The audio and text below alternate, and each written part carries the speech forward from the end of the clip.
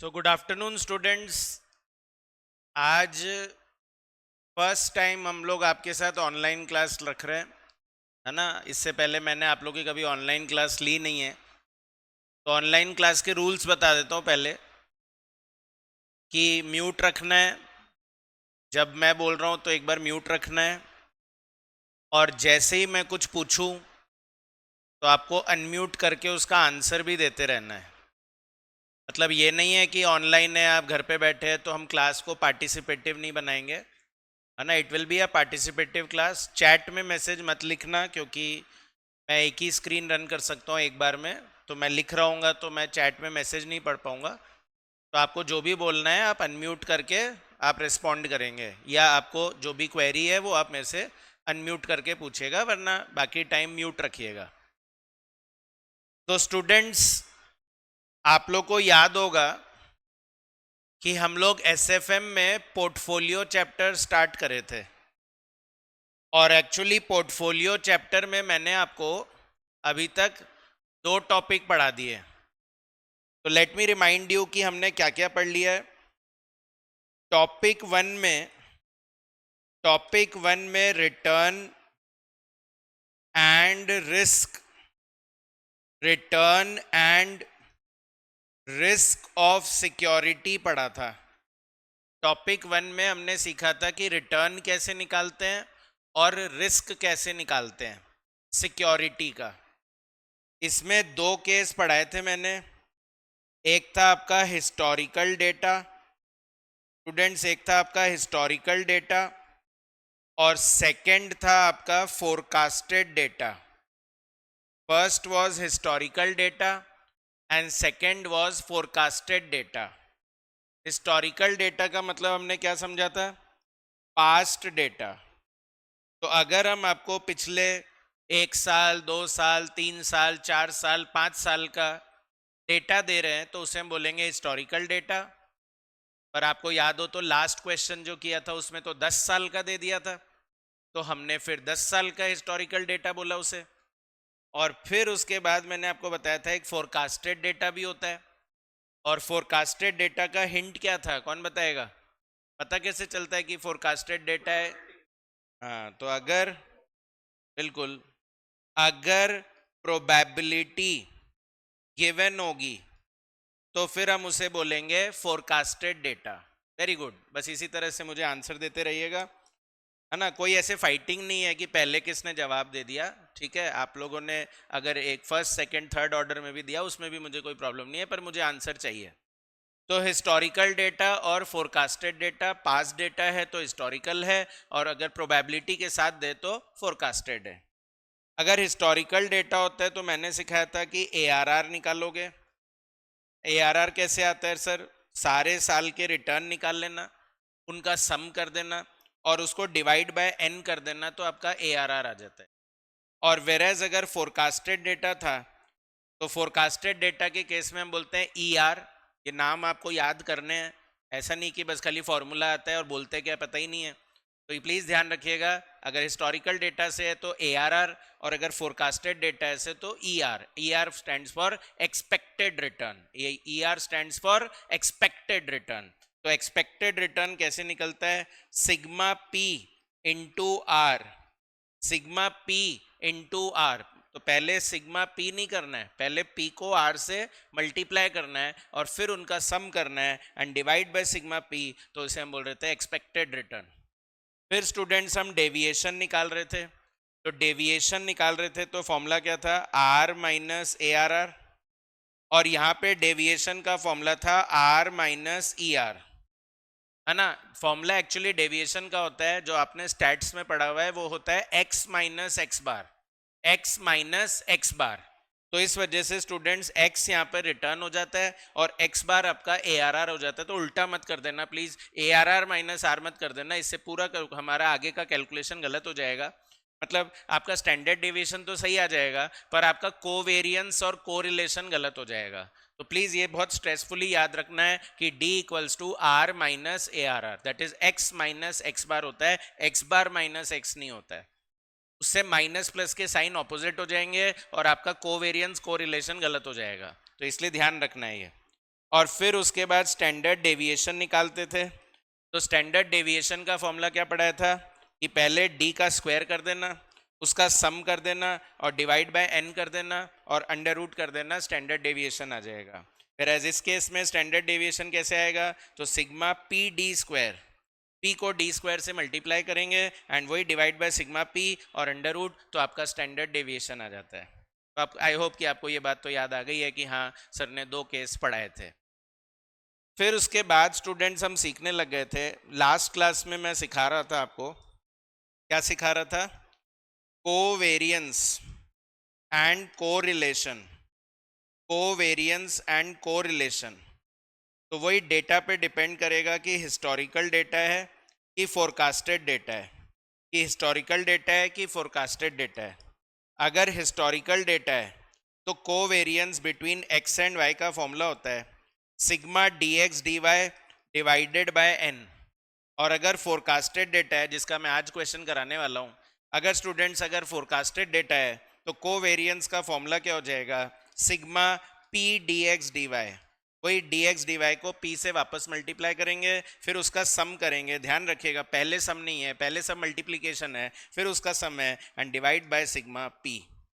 और दोनों केस में ही कोरिलेशन का कॉमन फॉर्मूला है। कोरिलेशन को मैंने सिंबल दे दिया था उस दिन आर। तो कोरिलेशन जो है स्टूडेंट्स वो आपका होता है covariance between x and y, है ना। जो भी कोवेरियंस निकाला आपने उन दोनों के ही स्टैंडर्ड डेविएशन से उसको डिवाइड कर देना। अगर x और y है तो x और y के स्टैंडर्ड डेविएशन से डिवाइड करना है, अगर a और b है तो a और b के स्टैंडर्ड डेविएशन से डिवाइड करना है, तो उससे आपका कोरिलेशन आ जाएगा। पर ये याद है कोरिलेशन कितने तरह के हो सकते हैं, कितने तरह के हो सकते हैं कोरिलेशन, 5 तरीके के हो सकते हैं सर। मतलब नॉर्मली तो 3 बोलते हैं, that is r equals to -1, r is equals to 0, r equals to +1। पर मैं बोल रहा हूं कि मेरे क्वेश्चंस में तो 5 हो सकते हैं। तो आपका ये भी तो हो सकता है कि कोरिलेशन -1 और 0 के बीच में आ जाए, है ना। तो -1 से तो बड़ा होगा और 0 से छोटा होगा। और ये भी तो हो सकता है कि आपका कोरिलेशन 0 और 1 के बीच में हो जाए, तो मतलब 0 से तो बड़ा होगा पर 1 से छोटा होगा। तो बताओ 0 के राइट हैंड साइड में, मतलब 0 से बड़े आ रहे हैं, तो उसको हम लोग शॉर्ट में क्या बोलेंगे, पॉजिटिव कोरिलेशन। 0 से बड़े आएंगे तो क्या बोलेंगे, पॉजिटिव कोरिलेशन। और 0 से नेगेटिव आएंगे तो आप बोलोगे नेगेटिव कोरिलेशन।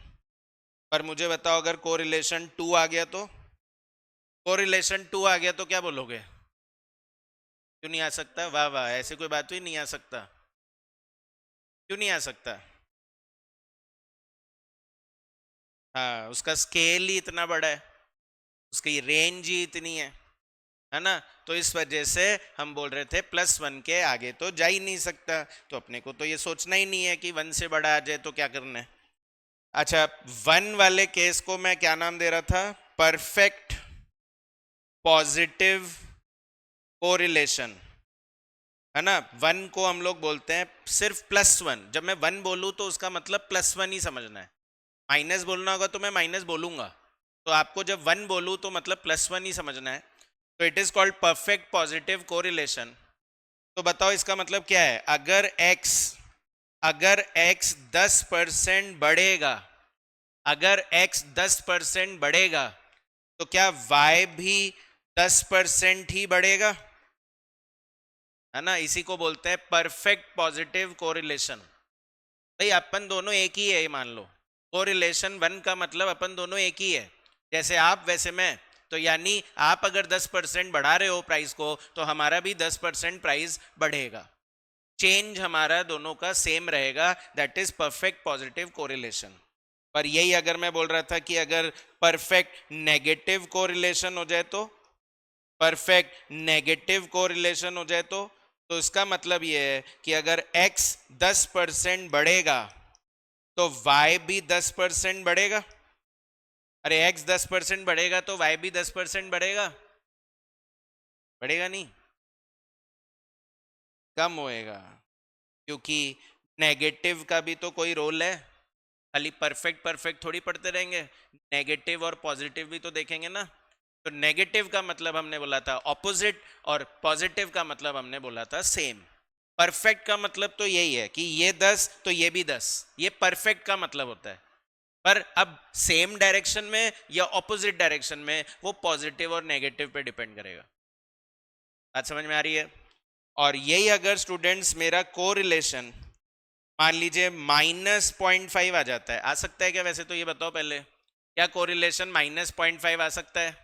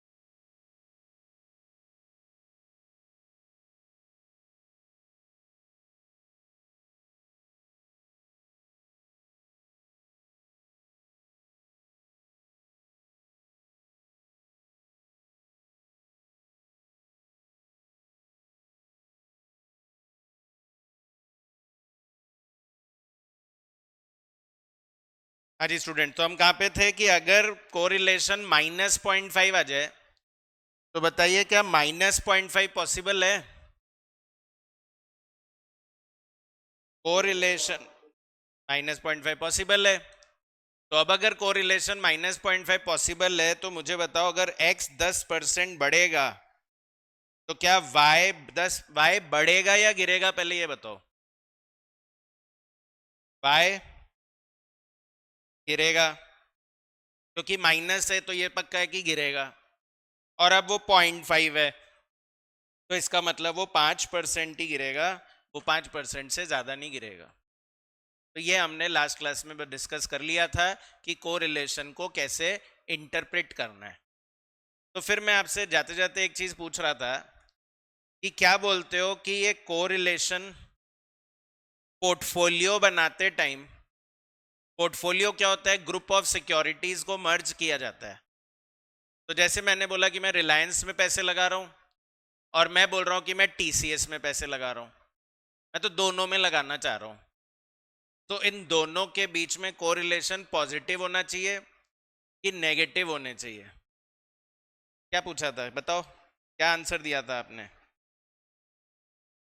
अरे माइनस होना चाहिए। कहाँ ध्यान था लास्ट क्लास में आपका? कोरिलेशन क्या होना चाहिए? नेगेटिव होना चाहिए। जीरो का मतलब तो ये हो गया कि अगर ए बढ़ेगा, मतलब रिलायंस बढ़ेगा, तो टीसीएस का पता नहीं कहाँ जाएगा, वो तो गड़बड़ हो जाएगा। ठीक है, पर अगर मैं बोलूं रिलायंस गिरा, मान लो रिलायंस गिरा तो टीसीएस बढ़ गया, तो लगेगा ना यार ये वाला नुकसान इस फायदे ने कवर कर लिया। तो कोरिलेशन क्या होना चाहिए? नेगेटिव होना चाहिए। ठीक है ना?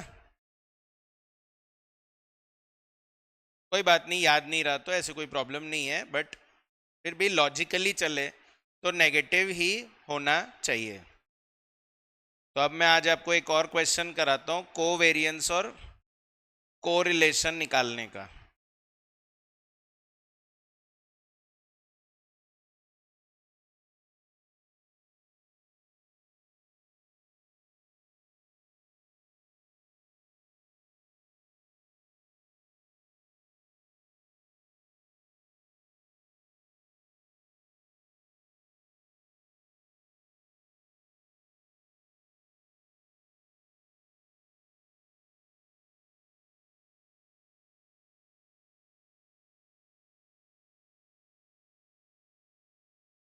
इलस्ट्रेशन नंबर 6 निकालिए स्टूडेंट्स, पेज नंबर 310।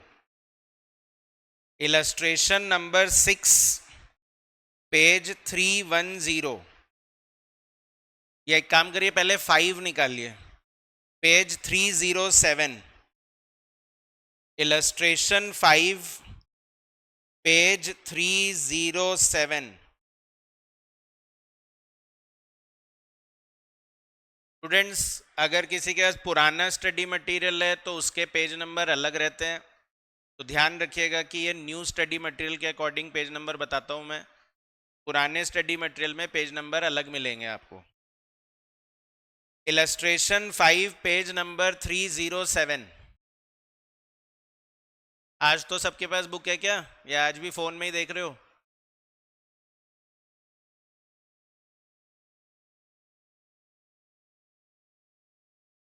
हाँ, क्या बोल रहे हो? अच्छा अच्छा। The return in two securities, मिल गया क्वेश्चन? Illustration 5, page 307। तो बोल रहा है the return in two securities and their associated probabilities are given below. Find out the value of r. और आर का मतलब मैंने बता ही दिया, कोरिलेशन कोएफिशिएंट। अच्छा, मैंने ये भी बताया था कि इसको सिर्फ कोरिलेशन क्यों नहीं बोलते, कोरिलेशन कोएफिशिएंट क्यों बोलते हैं? ये बात याद है किसी को? यूनिट नहीं है इसकी कोई भी, इसके आगे कोई परसेंट वगैरह मत लगा देना कभी, कि जैसे 0.9 आया तो पता चला 0.9% लगा दिया आपने, है ना? ये 0.9 है बस, 1 है तो 1 बस। तो स्टेट ऑफ इकोनॉमी दे रखा है 1 2 3 4 5, प्रोबेबिलिटी दे रखी है स्टूडेंट्स, तो आप समझ ही गए इतना तो मेरे एक्सप्लेनेशन से अभी तक के कि फोरकास्टेड डेटा है। और एक्स का रिटर्न दे रखा है, वाई का रिटर्न दे रखा है, और हमेशा दो के बीच में ही देंगे क्योंकि कोरिलेशन कोवेरिएंस ये सब हमेशा दो के बीच में ही निकलता है। ठीक है, तो सॉल्व करते हैं इसको, तो बताते रहना मुझे, है ना? स्टेट ऑफ इकोनॉमी, इसको आप 5 साल मत समझ लेना गलती से भी। दीज आर 5 सिचुएशंस, है ना? 5 सिचुएशंस है ये। और स्टूडेंट्स फिर प्रोबेबिलिटी गिवन है, दैट इज 0.2, 0.3, 0.1, 0.25 और 0.15। और फिर हमको रिटर्न ऑफ एक्स दे रखा है अभी, तो रिटर्न ऑफ एक्स के लिए 12, 15, -7, 11 एंड 7। 12, 15, -7, 11 एंड 7। तो स्टूडेंट्स आपका रिटर्न आ गया, तो रिटर्न आ गया तो फिर हम लोग डेविएशन निकालेंगे, पर डेविएशन निकालने के लिए पहले इनका एवरेज करना पड़ेगा। तो सिंपल एवरेज या वेटेड एवरेज? क्या करूं, इन पांचों को प्लस करके डिवाइड बाय 5 कर दूं, या प्रोबेबिलिटी से मल्टीप्लाई करूं? प्रोबेबिलिटी से मल्टीप्लाई करेंगे, तो 12 into 0.2 is 2.4, 15 into 0.3 is 4.5, -7 into 0.1 is -0.7, 11 into 0.25 करेंगे तो कितना आएगा? 2 डिवाइड बाय 4 हो गया ना, 3.75, 3.75, 2.75 आया होगा। और फिर 7 इंटू 0.15, 1.05, 1.05 है क्या? टोटल कर दीजिए।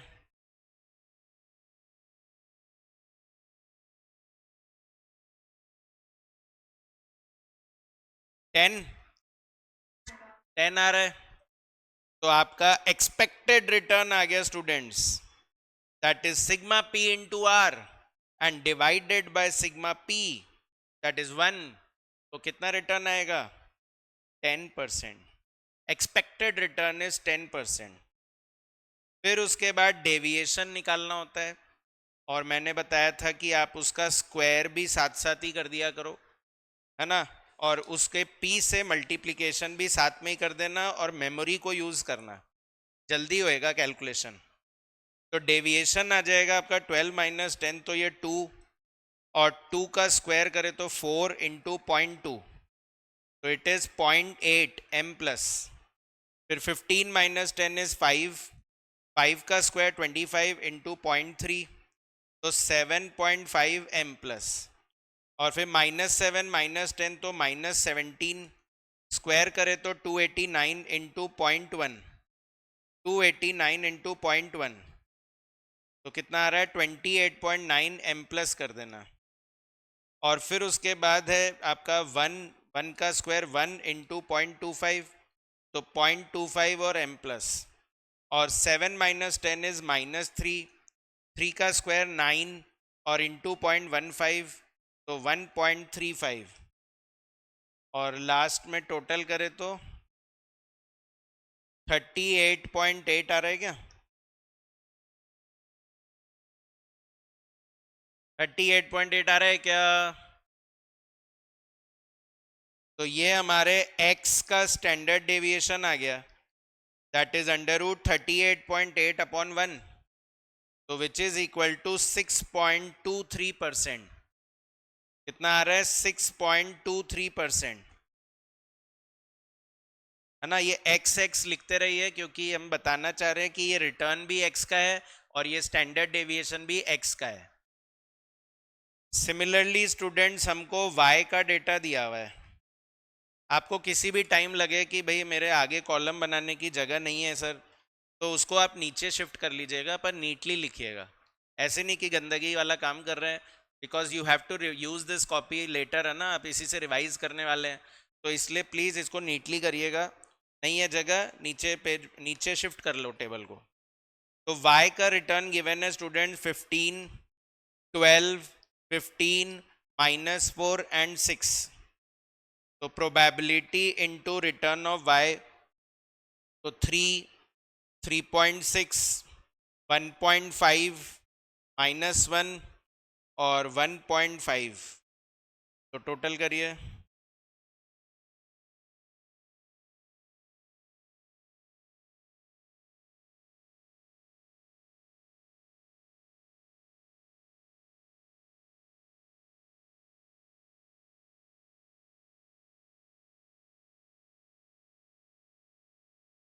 हाँ, 6 इंटू 0.15, 0.9 आ रहा है, 0.9, तो टोटल करिए।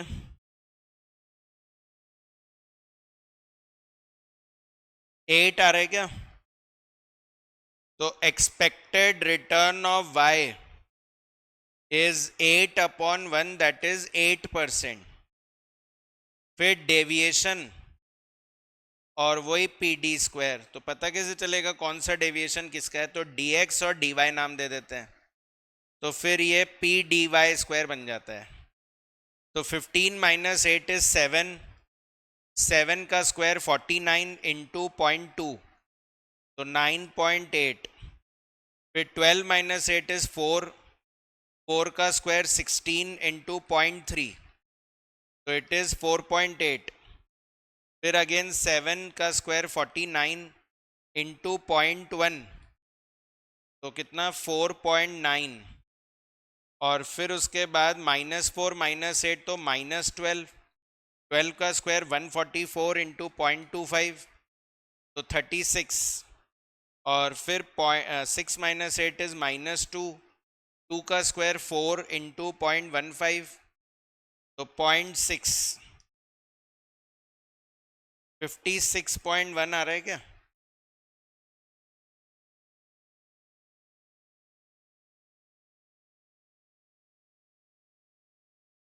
(56.1).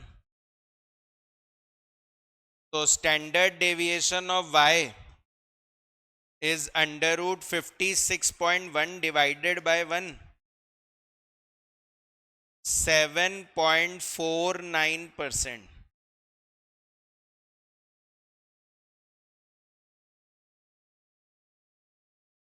फ्रेंड्स, क्या मैं आपको बोल चुका हूं कि इस चैप्टर बहुत बड़ा है?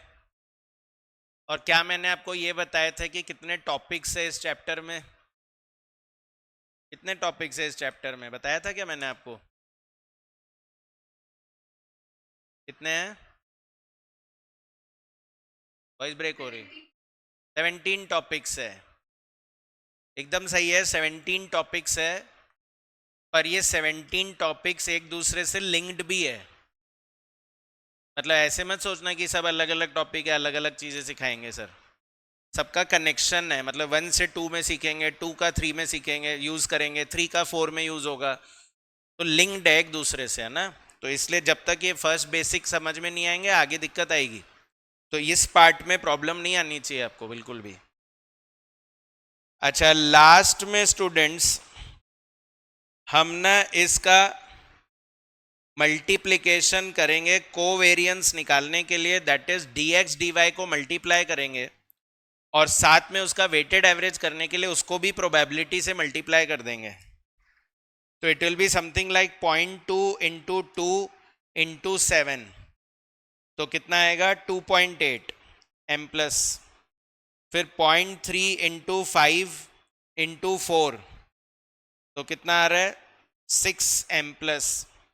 फिर 0.1 इंटू -17 इंटू 7, तो 11.9 माइनस का आ रहा है, तो m माइनस। फिर उसके बाद 0.25 इंटू 1 इंटू -12, तो ये 3 माइनस का आ रहा है m माइनस। और ऐसे ही 0.15 इंटू -3 इंटू -2, तो ये 0.9 प्लस का आ रहा है, तो m प्लस। फाइनली आपका कोवेरिएंस का टोटल -5.2 आ रहा है क्या?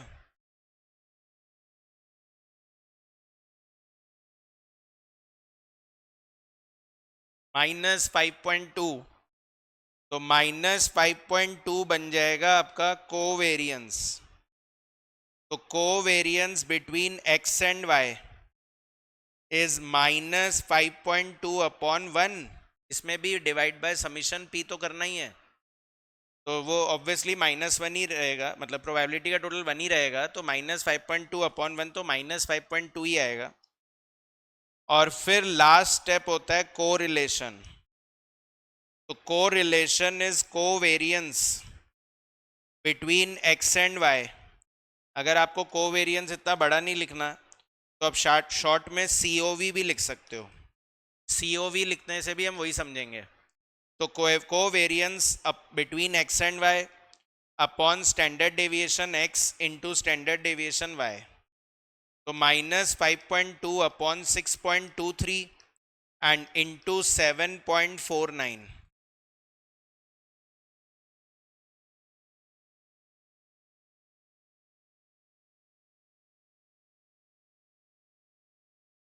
कितना आ रहा है? माइनस का 0.11।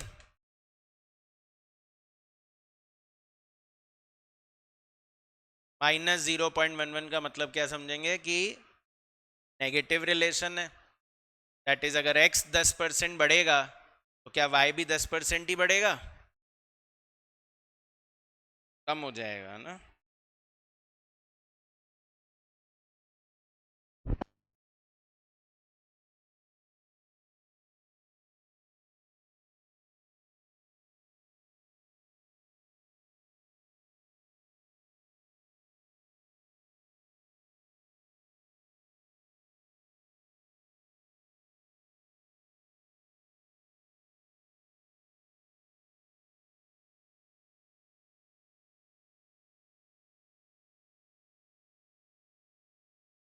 कोवेरिएंस एंड कोरिलेशन इलस्ट्रेशन 6 में निकाल के बताइए।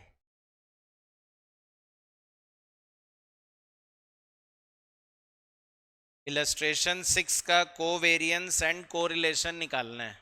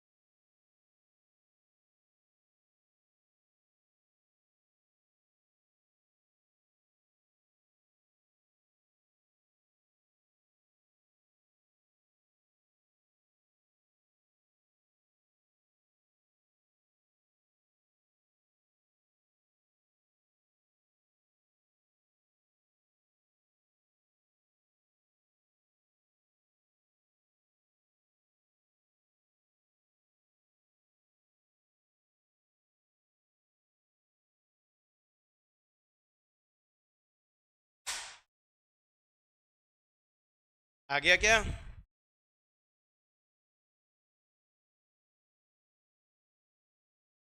इलस्ट्रेशन 6 में आ गया क्या स्टूडेंट्स?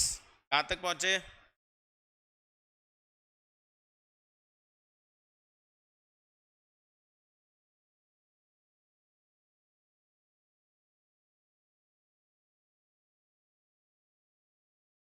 कहाँ तक पहुंच गए?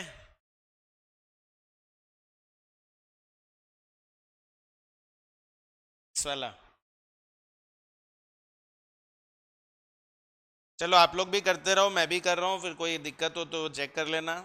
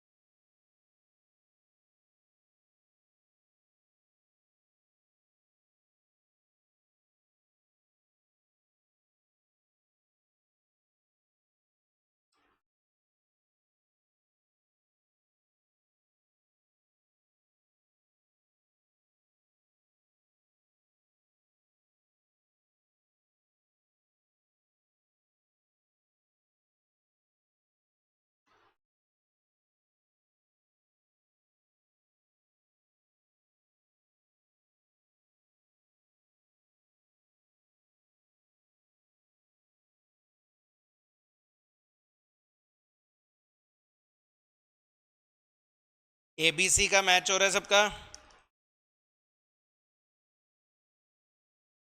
एबीसी का मैच हो रहा है क्या? और एक्स वाई जेड का आ गया? कर रहे हो? कर रहे हो या हो गया?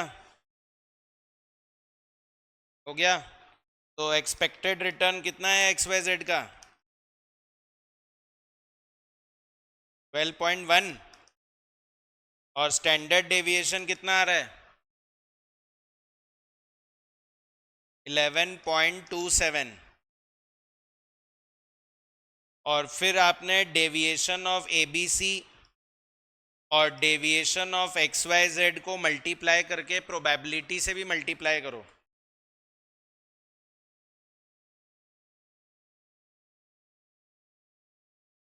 इसका टोटल कितना आ रहा है?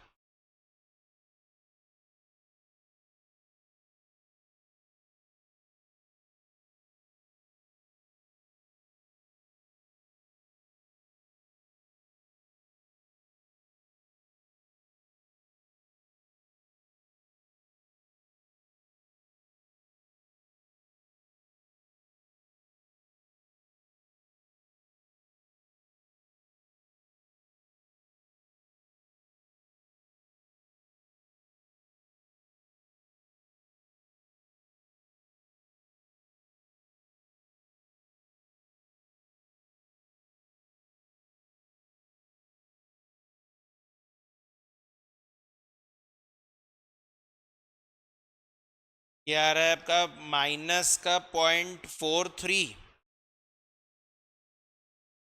और 0.25 इंटू 1.45 और इंटू 2.1 माइनस का 0.76।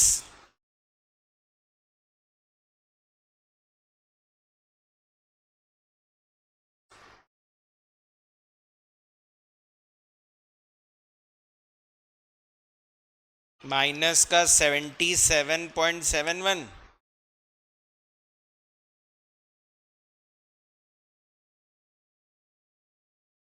और दिस इज माइनस का 65.35।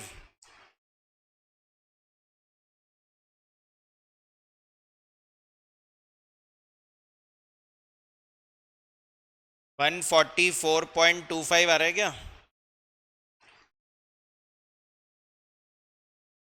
वन 144.25 आ रहा है।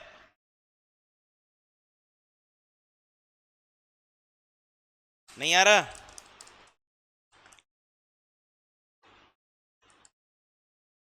तो मतलब बुक में गलत है, उन्होंने 143.39 लिख दिया।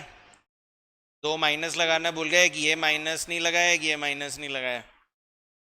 तो covariance between A B C and X Y Z is 144.25। तो को रिलेशन आ जाएगा ए बी सी और एक्स वाई जेड के बीच में, तो which is covariance between A B C and X Y Z upon standard deviation A B C into standard deviation X Y Z. तो 144.25 and divided by 12.95 into 11.27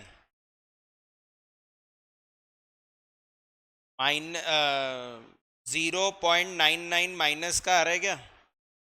ये minus में था, तो minus 144.25 divide by this, तो minus 0.99 आ रहा है क्या? तो इस तरह से आपका कोरिलेशन आ गया -0.99।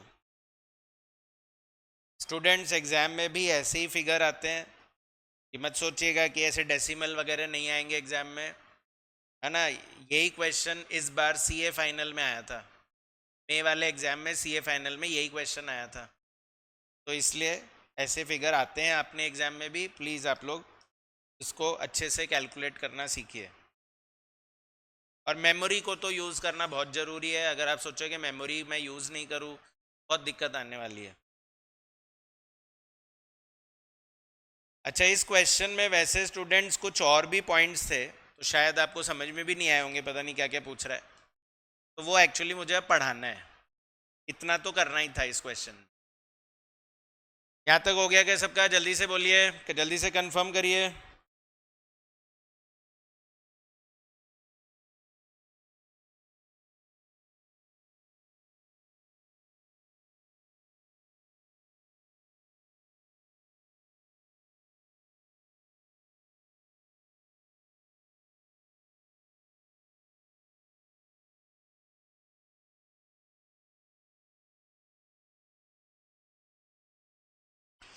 तो स्टूडेंट्स अब मैं आपको आपका नेक्स्ट टॉपिक पढ़ाता हूँ, जो इस क्वेश्चन में भी पूछा जा रहा है सेकेंड पॉइंट में। तो आप सेकेंड पॉइंट पे भी मत ध्यान दीजिए, अभी आप मेरे नए टॉपिक पे ध्यान दीजिए। टॉपिक नंबर 3, टॉपिक नंबर 2 हो गया कोवेरियंस एंड कोरिलेशन।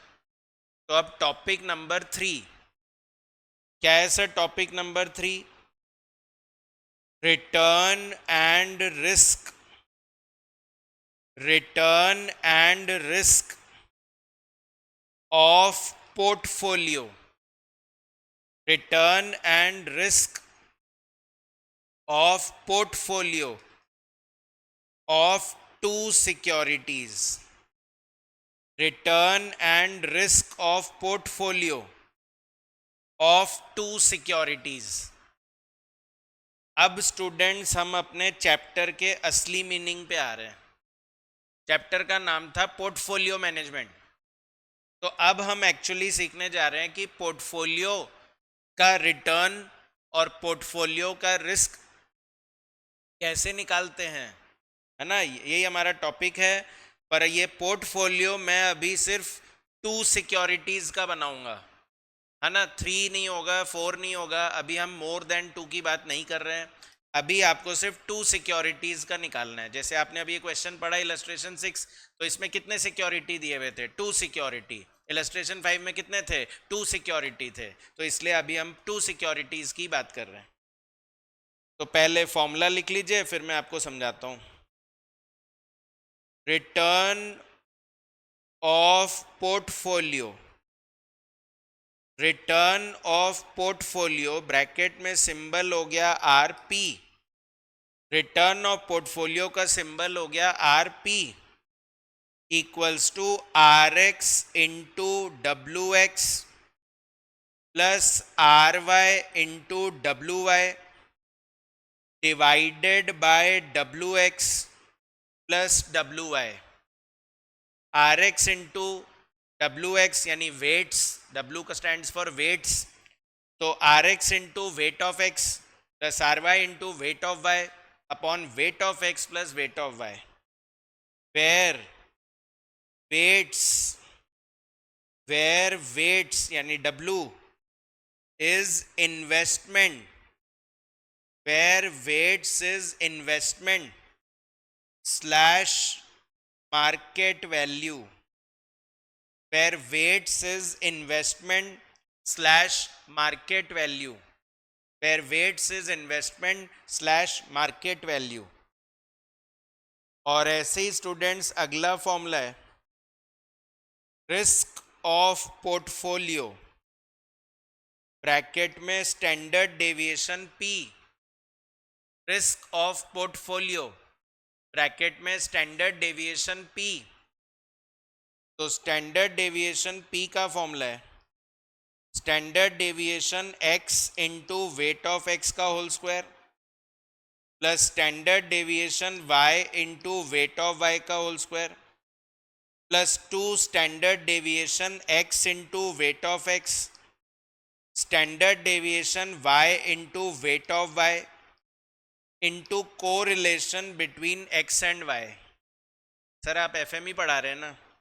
बिल्कुल बेटा, मैं एफएमई पढ़ा रहा हूँ, पर एफएम में आपके मैथ्स और स्टैट्स यूज होते हैं, तो इसलिए ये आपका कुछ जाना पहचाना सा लग रहा होगा आपको ये ऐसा लग रहा होगा A square plus B square plus 2ab और इंटू कोरिलेशन, इसको हम शॉर्ट में ऐसे ही याद रखते हैं, A square plus B square plus 2ab into correlation, है ना। ये ए हो गया आपका, दिस इज स्टूडेंट्स ए, तो ए का स्क्वायर, ये बी तो बी का स्क्वायर, और ये फिर वापस ए, ये वापस बी, तो इसलिए 2ab इंटू कोरिलेशन।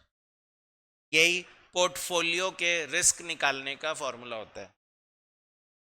और इसको एक और फॉर्म में लिखा जाता है, एक और फॉर्म में लिखा जाता है इसको, ये भी आपको लिखना है standard deviation X into weight of X का whole square plus standard deviation Y into weight of Y का whole square plus 2 covariance between x and Y into weight of X into weight of Y, 2 covariance between x and Y into weight of X into weight of Y.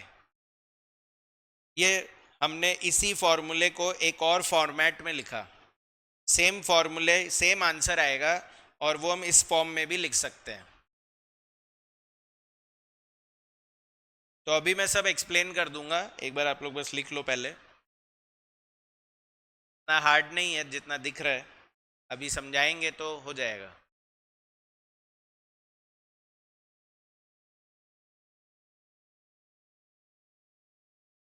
लिख लो तो बोलना।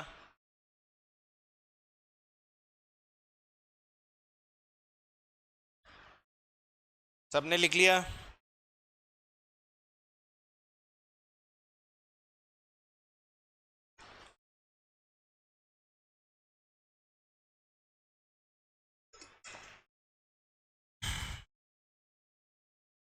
ठीक है, समझाना start करूं? चलिए, तो अब देखिए क्या है ये, हम पढ़ना चाह रहे हैं return of portfolio and risk of portfolio. तो बहुत ही इंटरेस्टिंग सा टॉपिक है स्टूडेंट, ध्यान दीजिएगा, एकदम लॉजिकल है। जैसे मान लीजिए कि मेरे 2 सिक्योरिटी के नाम है ए और बी, ये तो मैंने अभी बोल ही दिया कि अभी हम 2 सिक्योरिटीज के बारे में ही पढ़ रहे हैं।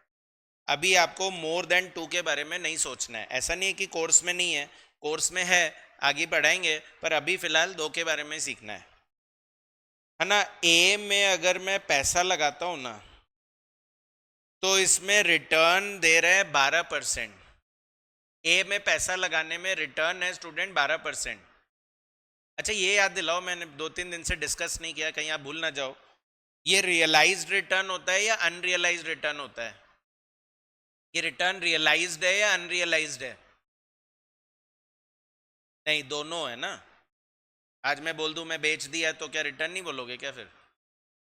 इसमें दोनों है, इसमें रियलाइज्ड रिटर्न भी है, अनरियलाइज्ड रिटर्न भी है। जैसे डिविडेंड मिला तो वो रियलाइज हो गया, पर शेयर बेचा नहीं तो अनरियलाइज हो गया। तो दोनों है इसके अंदर, है ना। It can be both realised and unrealised. और ऐसे बी में मान लीजिए रिटर्न है 15%। दो सिक्योरिटी मैंने सिलेक्ट कर ली, ए और बी, और उनके रिटर्न मुझे पता है। अभी सिर्फ रिटर्न के बारे में सोचते हैं। अच्छा स्टूडेंट, मेरे पास अमाउंट अवेलेबल है, अमाउंट अवेलेबल फॉर इन्वेस्टमेंट। तो अमाउंट अवेलेबल फॉर इन्वेस्टमेंट है मेरे पास 1,00,000 रुपए। मतलब बड़ी मेहनत से पसीना बहा के, है ना, मैंने जोड़ तोड़ करके 1,00,000 रुपए बचाए, और वो 1,00,000 रुपए मैं इन्वेस्ट करना चाह रहा हूं। तो मैंने क्या किया, वो 1,00,000 रुपए ए में लगा दिए। मैंने सारे पैसे स्टूडेंट्स, ऑल फंड्स मैंने ए में इन्वेस्ट कर दिए। तो बता सकते हो मैंने सारे पैसे ए में डाल दिए, तो मेरा रिटर्न कितना आएगा? सारे पैसे ए में डाल दिए, कितना रिटर्न आएगा? हाँ, 12%।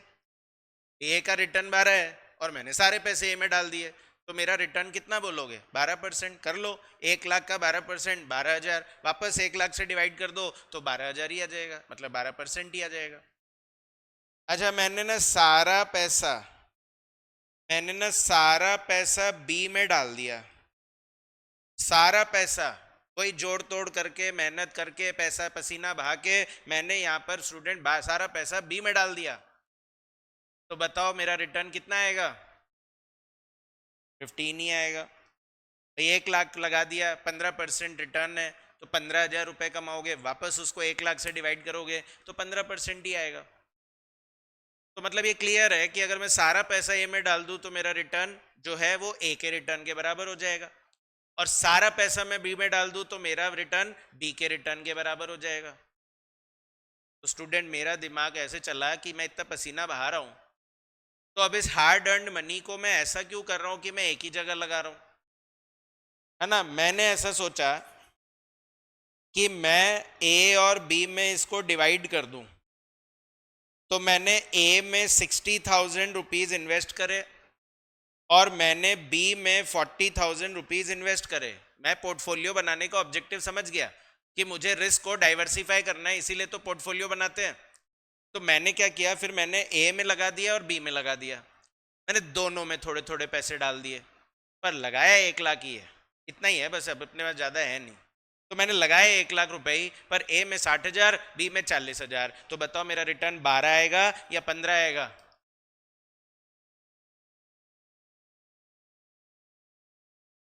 मतलब क्या मैं बोलूँ 12 और 15 के बीच में आएगा,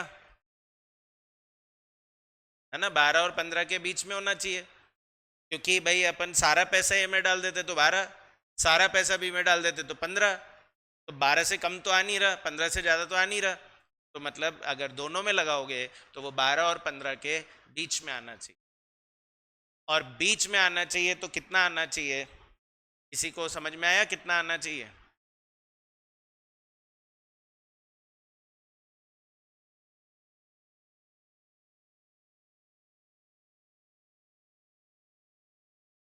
अगर 60,000 ए में लगा दूं, 40,000 बी में लगा दूं, तो फिर मेरा रिटर्न कितना आना चाहिए? 13.2%। नहीं, 13.2। 13.2 कैसे आएगा? 60,000 रुपए लगाए ए में और आप 12% कमाओगे उस पर। तो 60,000 का 12% करे तो यानी 7,200 रुपीज कमाओगे, चाहे रियलाइज्ड हो चाहे अनरियलाइज्ड हो। और 40,000 आपने बी में लगा दिए तो 40,000 का 15%, तो यानी 6,000 रुपए कमाओगे। सही बात है ना। 60, भाई सारा पैसा ए में डाल रहा था तो 12%, तो मैंने 60,000 ही डाले तो 60,000 का 12%, तो 7,200। और बी में 40,000 लगाए तो सारा पैसा बी में डालता तो 15, तो 40,000 ही डाले तो 40,000 का 15% मिलेगा, तो यानी 6,000। तो टोटल मिला के 13,200 रुपए कमाएंगे। टोटल मिला के स्टूडेंट्स 13,200 रुपए कमाएंगे। तो आप अमाउंट में मत बताओ 13,200, आप परसेंट में बोलो।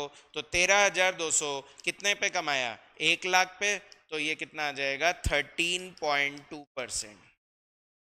इसको बोला जाएगा पोर्टफोलियो रिटर्न। ये नहीं करना है कि 12 + 15 डिवाइड बाई 2, 12 + 15 डिवाइड बाई 2 नहीं कर सकते, उससे 13.5% आता है।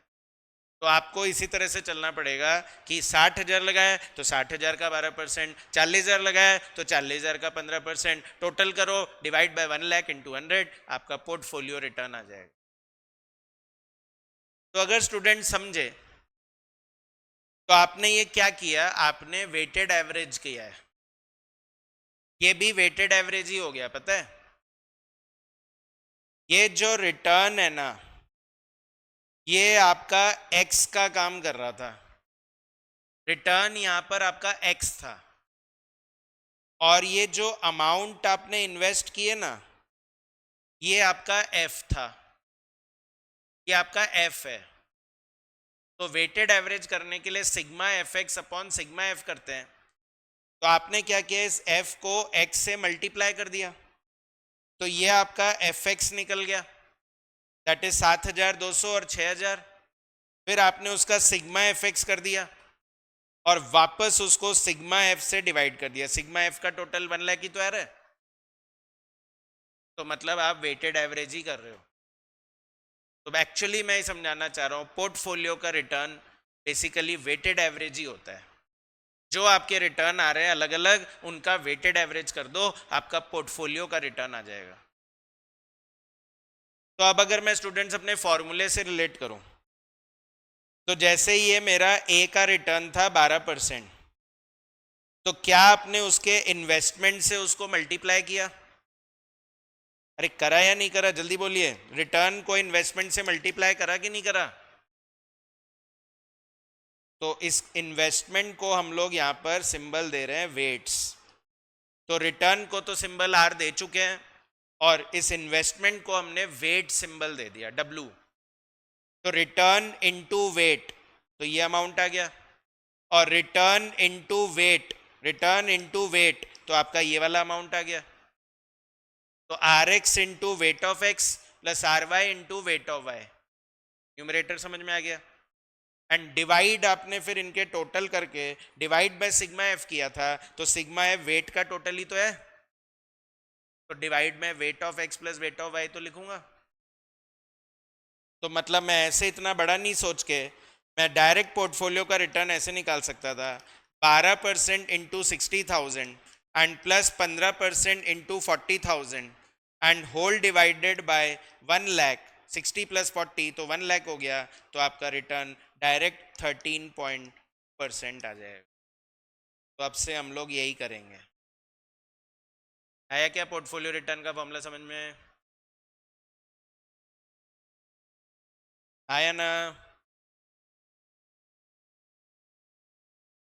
अच्छा स्टूडेंट्स, एक और बात, अगर मैं आपको ये अमाउंट अवेलेबल नहीं बताता, पर मैं ना आपको रेशो बता देता कि 60% ए में लगाया है और 40% बी में लगाया है, तो क्या तब भी आपका आंसर 13.2 ही आएगा क्या? तो अब समझ में आया हमने इसको वेट्स क्यों बोला है ना। हम अमाउंट क्यों नहीं बोल रहे इसको, क्योंकि हम बोल रहे हैं अमाउंट होना जरूरी नहीं है। अगर आपको सिर्फ रेशो भी दे देंगे ना, तो आप उससे भी रिटर्न निकाल सकते हैं पोर्टफोलियो का। तो इसीलिए हम इसको वेट्स बोल रहे हैं, हम इसको अमाउंट नहीं बोल रहे हैं। तो आप अगर अमाउंट लेंगे तो भी आंसर आएगा, और अगर आप उसका रेशियो ले लेंगे तो भी आपका आंसर आएगा। तो फिर क्या होगा, 12 इंटू 60%। तो 12 इंटू 60% करेंगे तो कितना आएगा, पता ना, 12 इंटू 60% 7.2, और 15 इंटू 40% कितना आएगा, 6। तो ये आपका डायरेक्ट ही 13.2 आ गया, करना ही नहीं पड़ा। ठीक है, तो हम लोग यही करेंगे।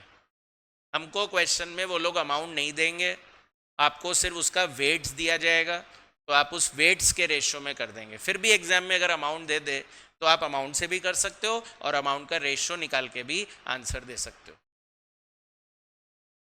अच्छा, फिर यहाँ एक पॉइंट आता है कि ठीक है सर, हम समझ गए कि रेशियो लेना है, पर मेरी बात ध्यान से सुनिए अब एक बार। T0 है, T1 है, T2 है। मान लीजिए T0 में ए में मैंने ना 1,00,000 रुपए लगाए, और T0 पे बी में मैंने 1,00,000 रुपए लगाए, है ना। मैंने स्टार्टिंग में दोनों में 1,00,000 रुपए डाल दिए, मैं अमाउंट दे रहा हूँ आपको, मान लो। तो आप समझ ही गए कि 1:1 का रेशियो है। इसमें ए में रिटर्न आया, इससे ए में रिटर्न आया 10%, और बी में रिटर्न आया 20%। तो मैं आपसे पूछ रहा हूं कि बताओ मेरा पोर्टफोलियो रिटर्न कितना, 15%।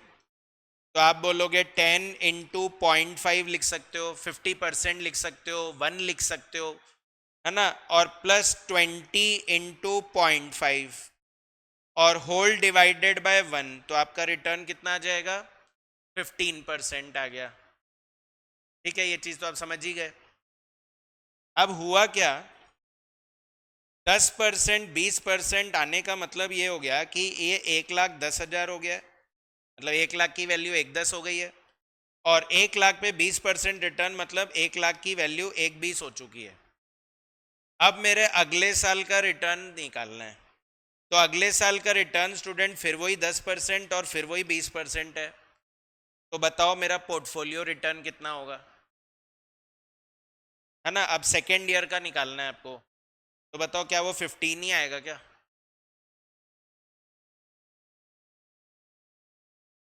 जल्दी बोलिए, क्या लग रहा है, 15 ही आएगा क्या, कुछ चेंज होना चाहिए क्या,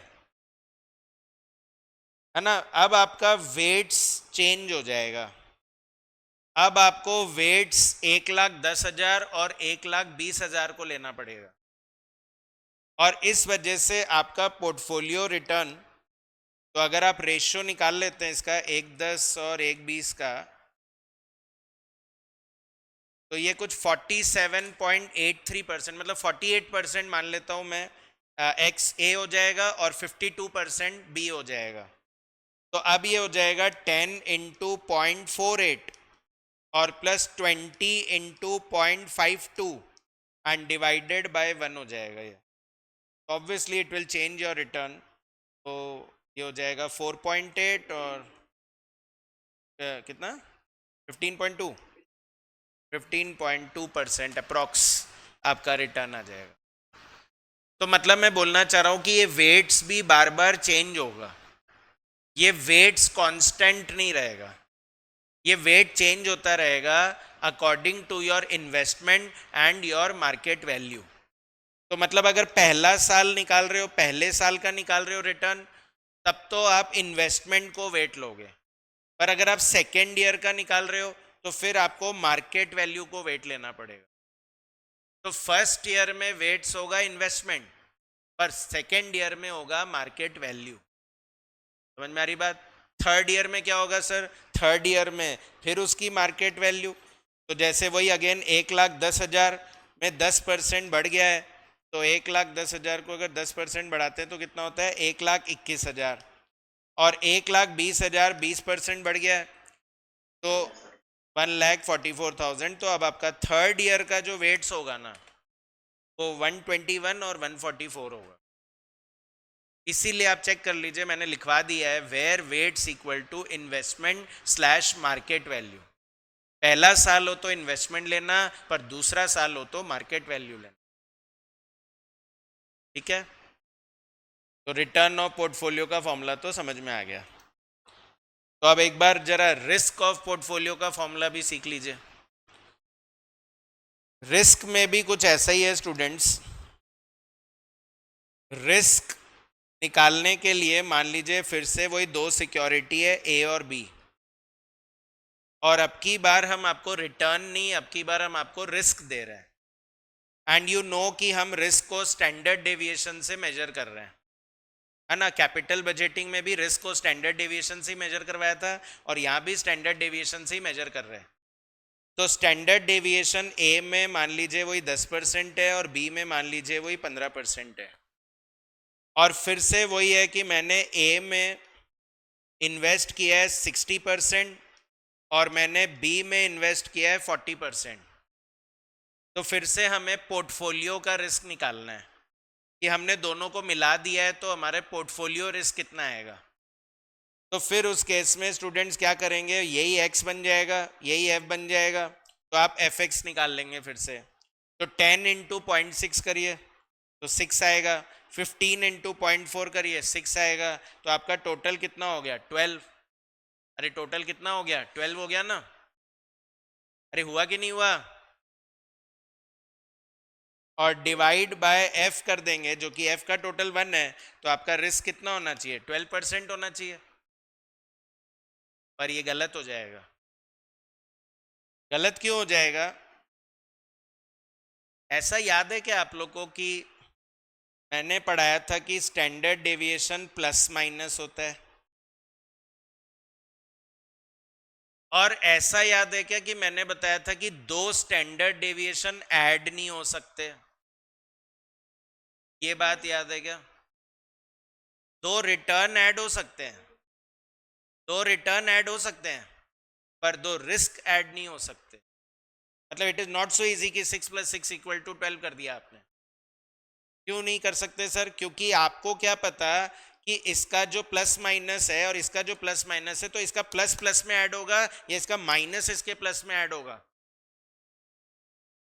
तो बताओ ये प्लस माइनस का इंपैक्ट खत्म करने के लिए क्या करें,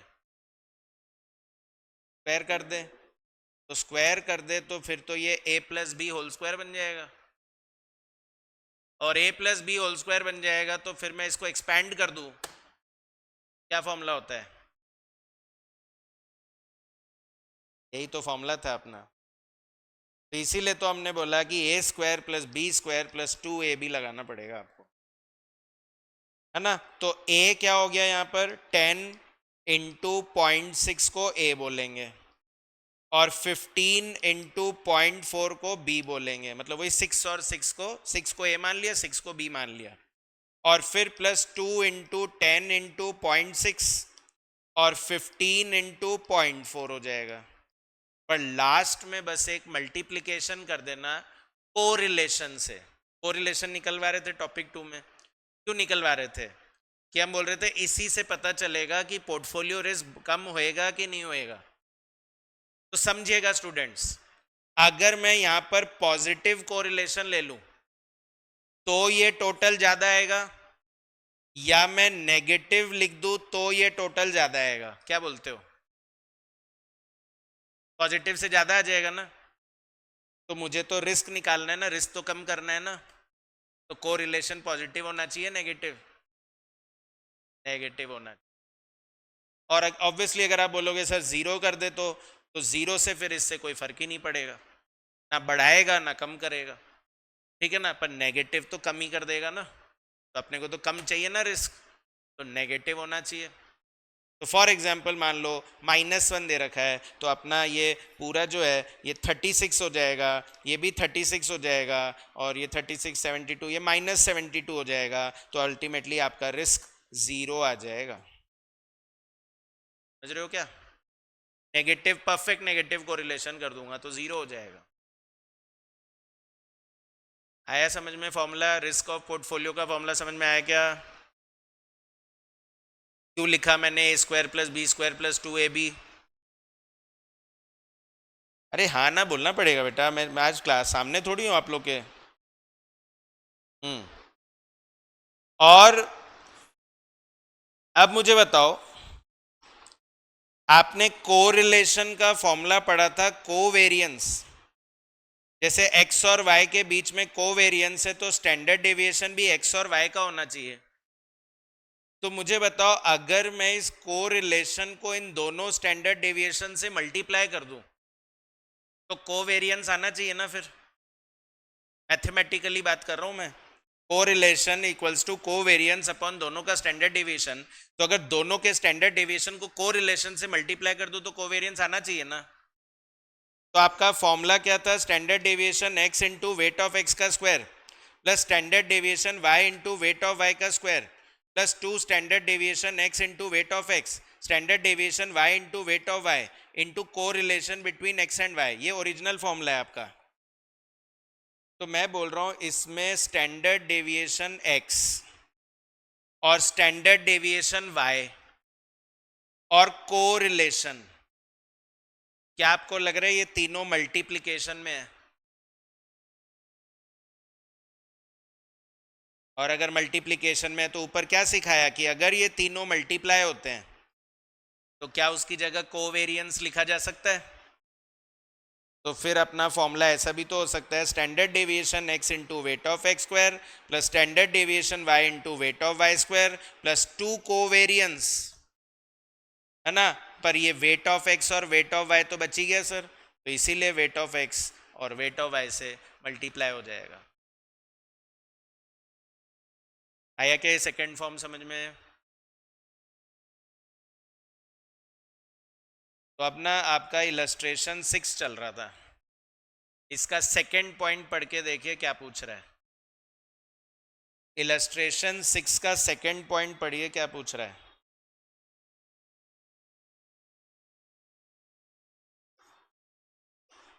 इलस्ट्रेशन 6 का सेकेंड पॉइंट यही पूछ रहा है क्या कि रिस्क निकालो, compare the risk and the return of these two shares, है ना, of these sorry of the two shares with a portfolio of these shares in equal proportion. तो अगर हम इन दोनों का एक पोर्टफोलियो बना दे इक्वल प्रपोर्शन में, इक्वल प्रपोर्शन मतलब क्या समझेंगे, 0.5 0.5, तो 0.5 के बेसिस पे इनका रिटर्न और इनका रिस्क कितना आ रहा है उसको इंडिविजुअल रिटर्न से कंपेयर करो। तो यही फॉर्मूला लगाएंगे। तो आप कंटिन्यू करेंगे। इलस्ट्रेशन 6 का सेकेंड पॉइंट है ये। इलस्ट्रेशन 6 में पहले पोर्टफोलियो रिटर्न निकालना है। तो स्टूडेंट्स हमको ये नहीं बताया कि 50,000 रुपये लगा रहे हैं कि 1 लाख रुपए लगा रहे हैं कि 2 लाख रुपए लगा रहे हैं कि 50 लाख लगा रहे हैं, बोल रहे हैं नहीं बता रहे हम तो बस ये बता रहे हैं इक्वल प्रपोर्शन में लगा रहे हैं। तो हमको चाहिए भी नहीं, हमने भी बोल दिया हमें नहीं चाहिए, हमें वेट्स दे दो बस आप। तो return of A into weight of A B C है मतलब वो, और return of X Y Z into weight of X Y Z divided by weight of A plus weight of X. Symbol मैंने question के according change कर दिए। हमने फॉर्मूले में एक्स और वाई लिखा, यहाँ पे इन्होंने बोला ए और एक्स तो हमने ए और एक्स लिख दिया। तो बताइए ए का रिटर्न कितना आया था? ए का रिटर्न कितना आया था? 12.55 इंटू वेट हो जाएगा 0.5। आपका 0.5 लेने का मन नहीं है 50% लिख लो, आपका 50% और 0.5 लेने का मन नहीं है 1 लेने का मन है, 1:1 मानने का मन है तो 1 ले लो, कोई दिक्कत नहीं है। और प्लस रिटर्न ऑफ एक्स कितना है बताओ, कितना आया था रिटर्न ऑफ एक्स? 12.1 और इंटू वेट कितना है 0.5 होल डिवाइडेड बाय 1 आ जाएगा। 0.5 प्लस 0.5 1।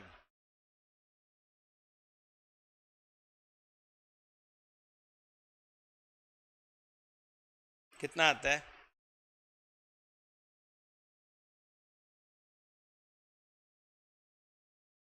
325%, 33 भी बोल सकते हो, 12.33%। और फिर उन्होंने रिस्क भी पूछा है। स्टैंडर्ड डेविएशन पूछा है स्टूडेंट्स। क्या इस फॉर्मूले में कोरिलेशन चाहिए? स्टैंडर्ड डेविएशन के फॉर्मूले में कोरिलेशन चाहिए क्या? इसीलिए आपको अभी तक कोरिलेशन सिखा रहे थे, और वो भी स्टूडेंट्स -1 के आसपास ही है, आसपास है, -1 एग्जैक्ट नहीं है। इतना बड़ा याद कैसे रहेगा? तो शॉर्टकट समझा दिया, a² + b² + 2ab into correlation.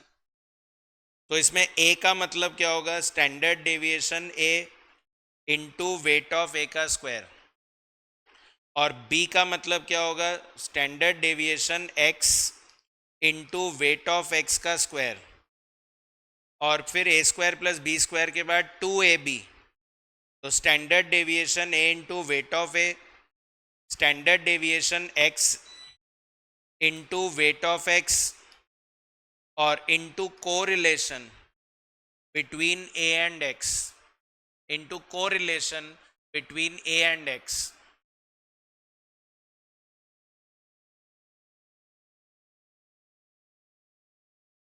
तो स्टैंडर्ड डेविएशन a कितना है? 12.95 है क्या? तो 12.95 इंटू 0.5 का स्क्वायर, और प्लस स्टैंडर्ड डेविएशन x कितना है? 11.27 इंटू 0.5 का स्क्वायर। अच्छा, यहाँ पे तो हमेशा 0.5 ही लिखना है, यहाँ पे 1:1 नहीं चलेगा, और अगर लिखना ही हो तो 1/2 लिखना फिर, है ना? मतलब ये तो अब 1 के वेट्स में ही होना चाहिए, या तो 1/2 लिखिए, और या फिर 0.5 ही लिखना है यहाँ पर, यहाँ और कोई ऑप्शन नहीं है। और क्योंकि इसमें डिनोमिनेटर में weight of x plus weight of y नहीं लिख रहे हैं, तो इसका मतलब वो बोल रहे हैं कि टोटल 1 ही होना चाहिए, इसलिए 0.5 ही लिखना पड़ेगा। +2 स्टैंडर्ड डेविएशन a इंटू उसका वेट, और standard deviation b and into उसका वेट, और इंटू कोरिलेशन, कितना है कोरिलेशन? -0.99। क्या आप मुझे आंसर बता सकते हैं इसका?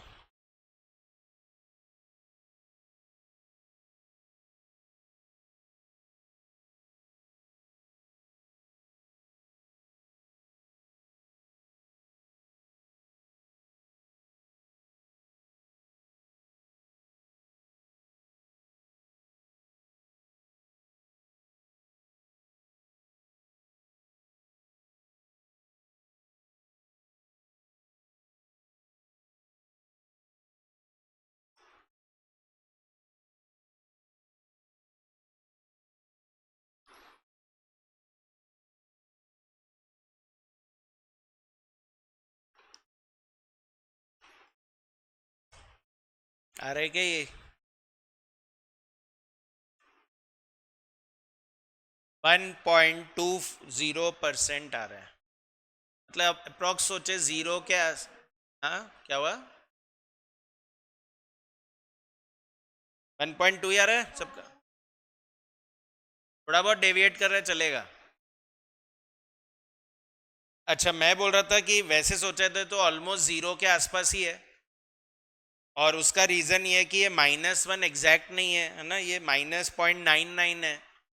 अगर ये -1 होता तो फिर शायद जीरो ही आ जाता, है ना? तो इसलिए 1.2 तो आ ही गया, मतलब रिस्क बहुत कम हो गया अपना। ABC और XYZ एक दूसरे के ऑपोजिट थे, और उन दोनों में पैसा डालने से इक्वली मेरा रिस्क क्या हो गया? कम हो गया, और मेरा रिटर्न जो है वो अच्छा खासा आ रहा है, 12% रिटर्न आ रहा है। मजा नहीं आएगा बोले कि हाँ बिना रिस्क के रिटर्न आ रहा है, 12% रिटर्न आ रहा है। जबकि जब हम ABC में लगा रहे थे, तो ABC में रिटर्न 12.5 आ तो रहा था, पर उसके लिए रिस्क भी 13% लेना पड़ रहा था, है ना? ABC में 12.55 कमाने के लिए 12.95 का रिस्क भी लेना पड़ रहा था। XYZ में 12.1 कमाने के लिए 11.27 का रिस्क लेना पड़ रहा था। पर अगर हम बोल रहे हैं कि हम इन दोनों में ही लगा दें, तो हमारा रिटर्न भी उनके आसपास आ गया, और हमको रिस्क भी बहुत कम लेना पड़ रहा है। तो ये तो सोने पे सुहागा हो गया ना, है ना? कि ये तो बहुत अच्छा हो गया अपने लिए फिर तो। तो इससे प्रूव होता है कि पोर्टफोलियो बनाने में फायदा तो होता है। इसका थर्ड पॉइंट भी है स्टूडेंट, पर वो मैं अभी आज नहीं सिखा रहा हूँ।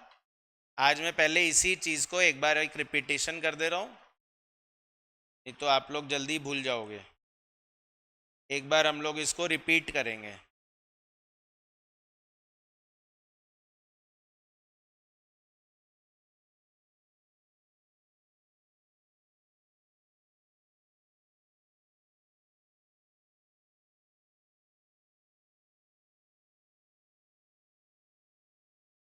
Illustration 5, additional illustration 5, page 337। ये लास्ट क्वेश्चन करा रहा हूं आज का। Additional illustration 5, page 337। Additional illustration 5, page 337।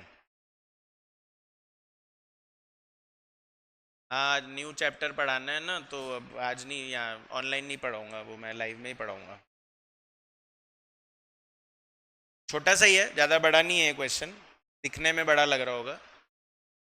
Aditi Limited is interested to construct a portfolio of securities M and N.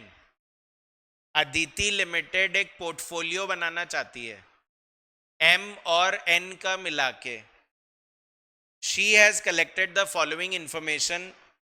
M का रिटर्न है 20%, N का रिटर्न है 25%। स्टैंडर्ड डेविएशन M का 12%, N का 16%।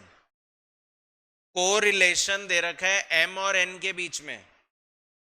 अच्छा, ये 16 नहीं है, ये 0.16 है। गलती से उन्होंने 16 लिख दिया, 0.16 है ना ये। अरे कोरिलेशन 1 से बड़ा आ ही नहीं सकता ना, 16 कहाँ से आएगा? तो वो समझ में आ गया, वो गलत लिखा हुआ है। 1.6 भी तो नहीं हो सकता, 0.16 है वो। Aditi wants to construct only 5 portfolios. इससे हम लोग 5 ऑप्शन बना रहे पोर्टफोलियो के। पहला फंड्स है all funds invested in M. सारा पैसा एम में डाल दो, बताओ कितना रिटर्न आएगा? सारा पैसा एम में डाल दिया, कितना रिटर्न आएगा? 20%। दूसरा बोल रहा है 50% ईच डाल दो एम और एन में।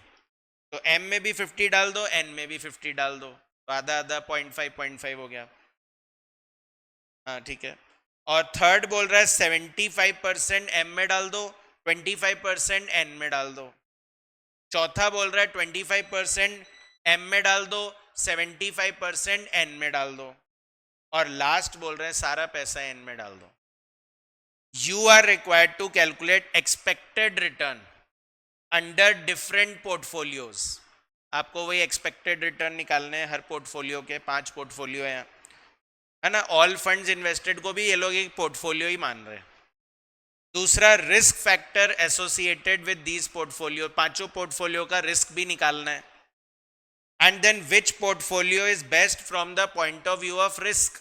बताओ students, which portfolio will be best from the point of view of risk. Risk के पॉइंट ऑफ व्यू से कौन सा अच्छा होगा? इसमें रिस्क सबसे कम आएगा, वो हम कैलकुलेट करके देखेंगे। और फिर which portfolio is best from the point of view of return. किस पोर्टफोलियो को हम बोलेंगे रिटर्न के पॉइंट ऑफ व्यू से अच्छा है, जिसमें सबसे ज्यादा रिटर्न आएगा। अरे सही बोल रहा हूं ना?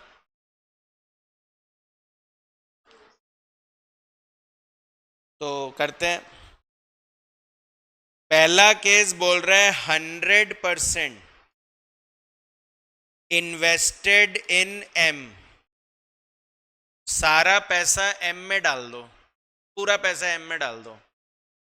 तो हम बोल रहे हैं आपका पोर्टफोलियो रिटर्न 20% आएगा और आपका पोर्टफोलियो रिस्क 12% आएगा। जो एम का आंसर है वही पोर्टफोलियो का आंसर है। दूसरा केस बोल रहा है 50-50 लगा दो, 50-50 लगा दो, 50 एम में 50 एन में, तो पोर्टफोलियो रिटर्न वेटेड एवरेज बन जाएगा। फर्स्ट टाइम फॉर्मूला लिख रहा हूं मैं, r M into weight of M plus r N into weight of N divided by weight of M plus weight of N. तो 20 इंटू 0.5 और प्लस 12 इंटू 0.5 डिवाइडेड बाय 1 कितना आएगा? 16% आ रहा है क्या? एंड पोर्टफोलियो रिस्क हो जाएगा A square, that is standard deviation M into weight of M का square plus standard deviation N into weight of N का square two standard deviation M into weight of M standard deviation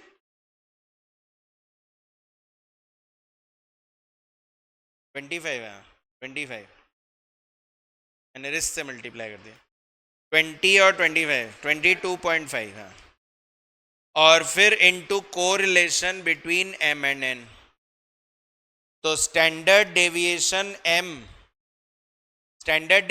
M कितना था? 12 into 0.5 का square और N में कितना है? 16 into 0.5 का square plus 2 into 12 into 0.5 16 into 0.5 और इंटू कोरिलेशन कितना? 0.16। तो 6 का स्क्वायर हो गया 36, 8 का स्क्वायर 64, 2 इंटू 6 इंटू 8 इंटू 0.16 15.36। तो तीनों का टोटल करिए और फिर अंडर रूट कर दीजिए। 10.74% आ रहा है क्या?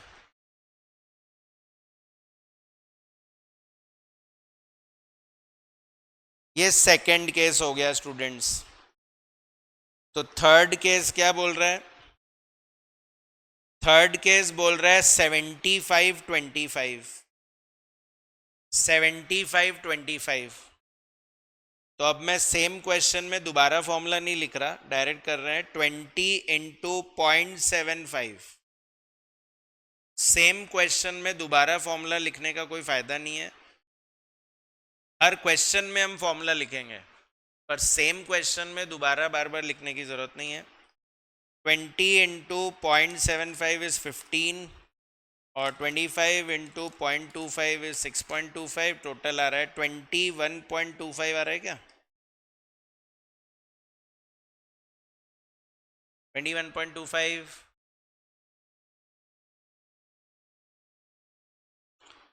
और रिस्क की बात करें तो 12 इंटू 0.75 का स्क्वायर प्लस 16 इंटू 0.25 का स्क्वायर प्लस 2 इंटू 12 इंटू 0.75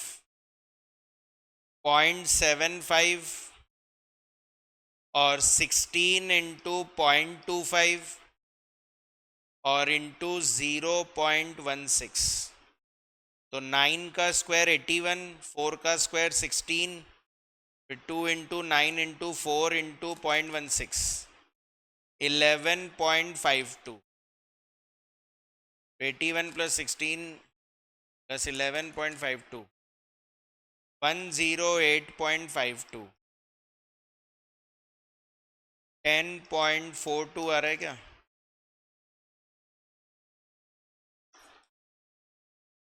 और फिर फोर्थ में उल्टा कर दिया, बोले 25-75 लगाएंगे तो रिटर्न ऑफ पोर्टफोलियो हो जाएगा 20 into 0.25 plus 25 into 0.75 divided by 1।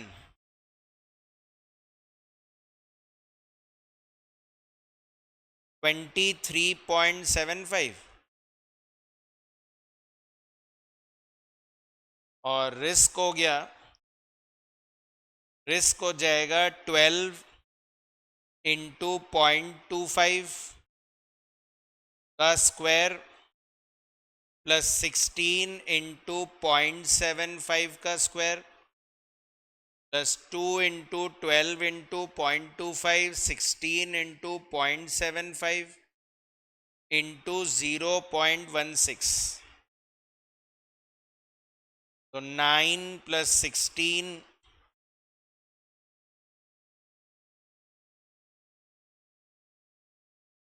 3.84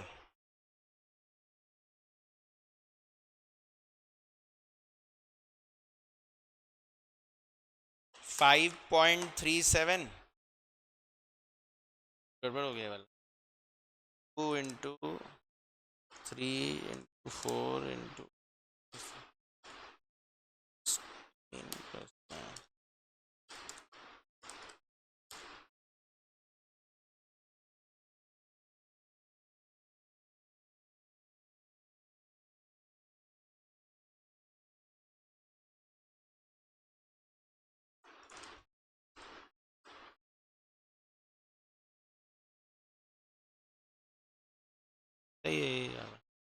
ये 144 आ रहा है बस 144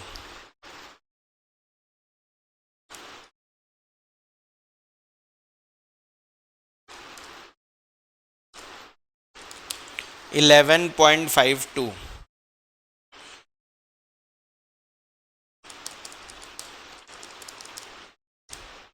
12.83 और लास्ट केस बोल रहा है 100% इन एन, सारा ही पैसा एन में डाल दो तो आपका पोर्टफोलियो रिटर्न 25% आएगा और आपके पोर्टफोलियो का रिस्क 16% आएगा। तो क्या लग रहा है कौन सा पोर्टफोलियो ज्यादा अच्छा हुआ? सारे पोर्टफोलियो के रिटर्न और रिस्क निकाल के देख लिया तो कौन सा पोर्टफोलियो रिस्क के पॉइंट ऑफ व्यू से सबसे अच्छा है?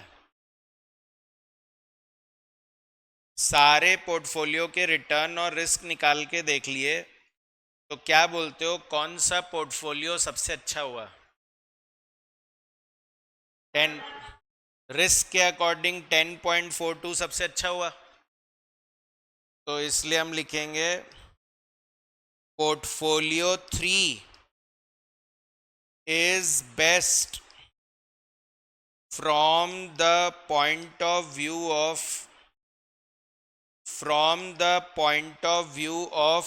risk. Portfolio 3 is best from the point of view of risk. और कौन सा पोर्टफोलियो बेस्ट हुआ रिटर्न के पॉइंट ऑफ व्यू से? रिटर्न सबसे ज्यादा 5th में आ रहा है। Portfolio 5 is best from the point of view of return.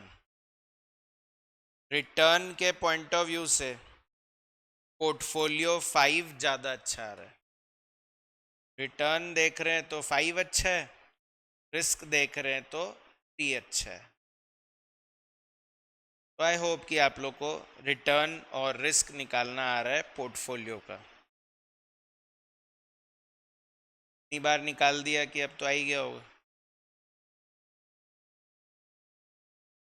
थोड़ी कैलकुलेशन अभी आप लोग हो सकता है कि कैलकुलेशन में आप अभी थोड़ा स्लो चल रहे हो, पर क्या है कि जितना आप करेंगे ना उतना स्पीड बढ़ेगा। तो ऐसे नहीं कि मैंने लिख दिया तो बस कॉपी कर दिया, आप खुद करिए, कैलकुलेटर चलाइए, है ना। आदत नहीं है आप लोग को कैलकुलेटर ज़्यादा चलाने की, पर अपने को यहाँ चलाना है तो इसलिए जल्दी जल्दी तभी होएगा जब आप कैलकुलेटर भी स्पीडली चलाएंगे। फाइन स्टूडेंट्स, एक और करा दूं क्या? हो गया? हो गई? ठीक है ठीक है ठीक है, और नहीं करा रहा हूँ मैं, आप लोग इन्हीं को रिवाइज करिए और कोई प्रॉब्लम आए तो मुझसे कल पूछिएगा। और कॉस्टिंग में कल हम लोग न्यू चैप्टर स्टार्ट